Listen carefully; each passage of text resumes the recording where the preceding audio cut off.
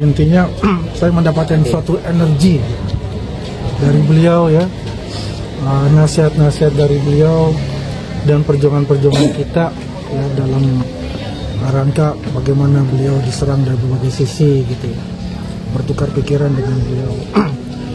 Ya, terutama sekarang kan bicara WUS ya, jadi kita mendapatkan informasi dari beliau seperti apa, dan ternyata memang apa yang digambarkan beliau itu tidak sesuai yang digambarkan oleh mereka-mereka yang membenci beliau gitu.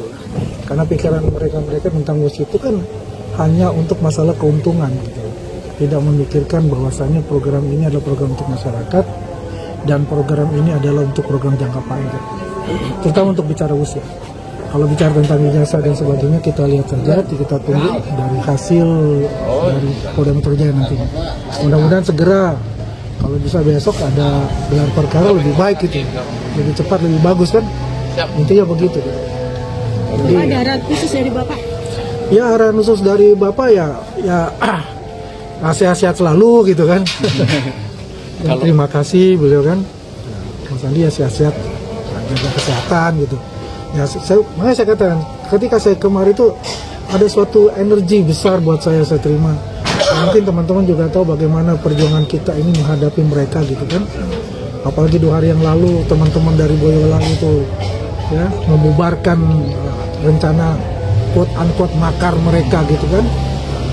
Ini juga merupakan suatu gambaran bahwasannya masyarakat Indonesia tidak mau lagi dibohongi oleh mereka. Dibuat anasir-anasir busuk dari mereka itu.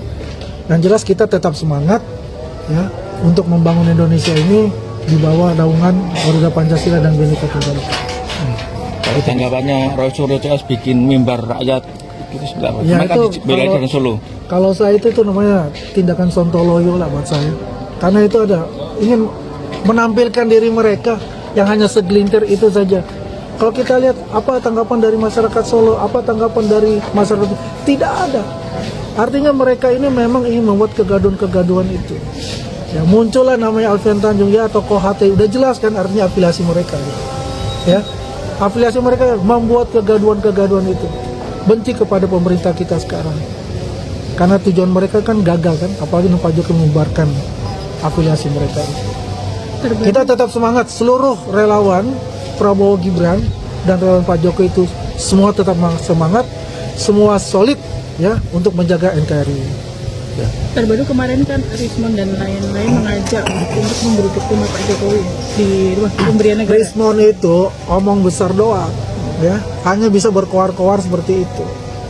Ya, bagaimana seseorang yang ijazahnya palsu mengecek ijazahnya orang lain? Ngomongnya pun juga nggak jelas. Makanya saya katakan, saya challenge ya para psikiater untuk memperhatikan orang-orang ini, teroris ini ya, dengan gaya, dengan tabiat mereka gitu. Jangan-jangan ini punya masalah dalam kejiwaan mereka gitu. Karena itu sudah mengindahkan namanya adab yang kita junjung bersama-sama untuk itu. Apalagi dia mengatakan bahwa dia itu adalah keturunan dari apa? Nenek moyangnya adalah pejuang. Pejuang apa? Sebutkan pejuangnya. Apakah saya jawab bukan pejuang? Nenek moyang saya, kan nenek moyang saya juga pejuang. Gitu loh. Pasti banyak orang yang akan marah tentang itu gitu. Anda itu siapa itu Rismon? Ya kan? Itu aja sih dari saya. Kalau kemarin kan juga sempat bilang mau geruduk pengadilan jika sidang nanti gimana? Geruduk pengadilan silakan aja. Apakah aparat penegak hukum akan diam? Ya ini saya juga minta lah. Tegas sekali, harus tegas aparat penegak hukum. Dalam hal ini kepolisian. Ya, ketika melihat hal yang sifatnya itu adalah melanggar hukum, silakan lah. Gak usah baik-baik sama mereka. Mereka ini udah kurang ajar sekali. Institusi Polri itu sudah di downgrade oleh mereka gitu, sehina-hinanya oleh mereka, sehingga masyarakat itu sangat merasa bahwasanya mereka itu kebal hukum untuk itu. Ini yang membuat kita resah juga, terutama untuk masyarakat yang di grassroots untuk itu. Bang, itu kemarin kan mereka kan sekitarnya ya, itu kan juga yang di Boyolali ada pengalaman. Terus yang selang 1 hari Di Solo, di Solo sama di yang Colomadu yang rumah, terus di pengadilan sama yang member rakyat di Kartoprant itu gimana tuh? Mereka kan menuntut untuk mengadili Jokowi dan memakzulkan Gibran seperti apa itu? Ya anggap aja mereka itu ada pasien rumah sakit jiwa. Nggak ada buktinya apa gitu loh. Ya kan? Di dalam satu perdebatan kita pun dia nggak bisa memberikan bukti. Buktinya apa? Nggak ada.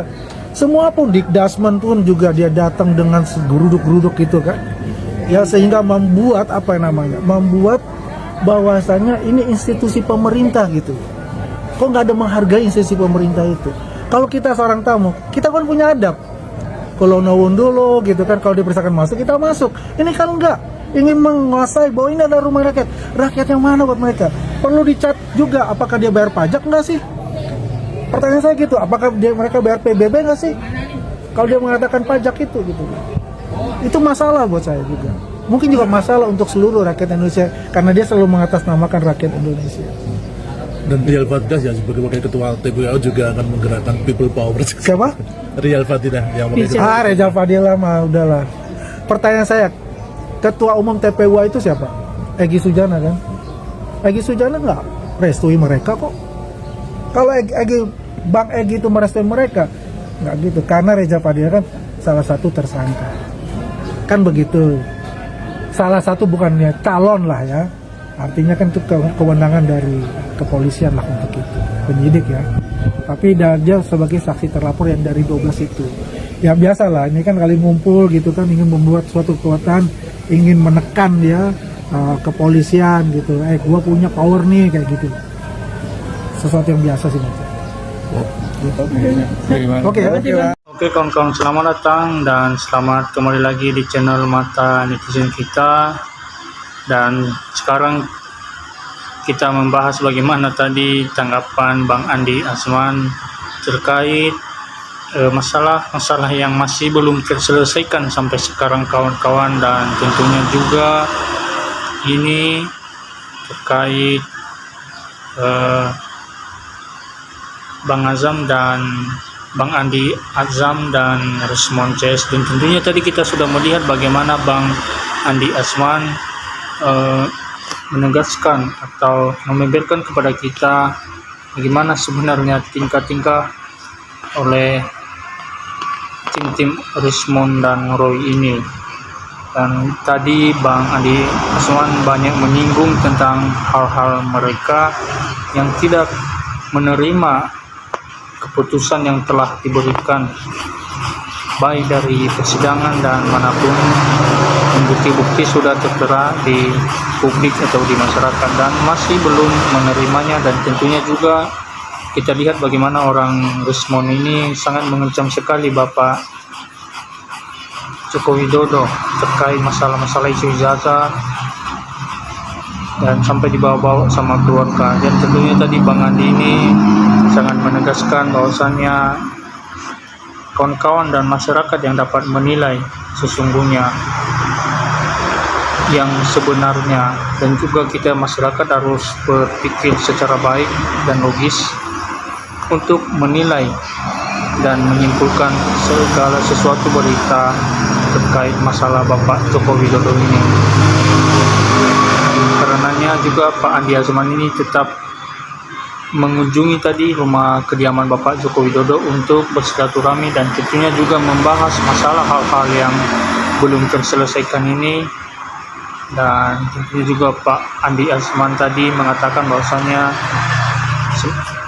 semakin semangat dia apabila berkunjung ke rumah Bapak Joko Widodo untuk meminta arahan ke depannya untuk terus menjelaskan kepada publik bahwasannya ijazah Bapak Jokowi ijazah asli.